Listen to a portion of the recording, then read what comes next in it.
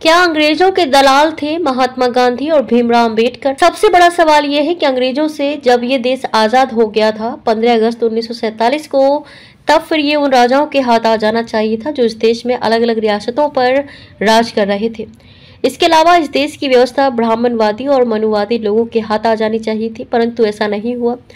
15 अगस्त 1947 के बाद भी इस देश की व्यवस्था बनाने से लेकर आज तक इसको चलाने का काम अंग्रेज कर रहे हैं, क्योंकि अगर देश आज़ाद हो जाता 15 अगस्त 1947 को, तो उसके बाद भीमराव अंबेडकर को संविधान बनाने का अधिकार कौन देता, जो अपने जन्म से ही भारत के सनातन और हिंदू धर्म के भेदभाव और अत्याचार को दिखावा करने का सबसे बड़ा प्रतीक है।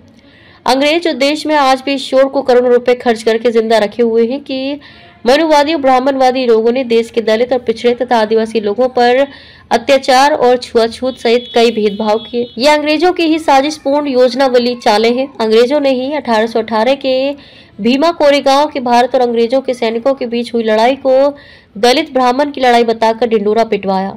इसी तरह के कई हथकंडे 500 वर्षों से अपनाए, जिनसे भारत के सभी धर्मों और जातियों में फूट डालकर आज भी शासन करके अंग्रेज हमें गुलाम बनाकर रखे हुए हैं।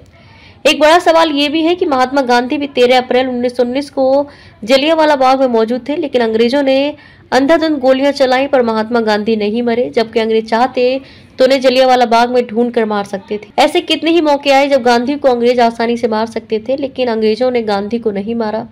जबकि देश की आज़ादी की मांग करने वाले कई लोगों को फांसी पर चढ़ा दिया, तो कई लोगों को गोली मार दी और कई लोगों की मौत दुर्घटनाओं में करवा दी गई। अम्बेडकर और गांधी दोनों ने ही वकालत की पढ़ाई की थी, और जब दोनों ने पढ़ाई की उस समय अंग्रेजों के देशों में अंग्रेजों के अनुसार बनाई गई शिक्षा ही दी जाती थी। तो जो वकालत पढ़ी गांधी और अम्बेडकर ने, वो भी अंग्रेजी के कानूनों की।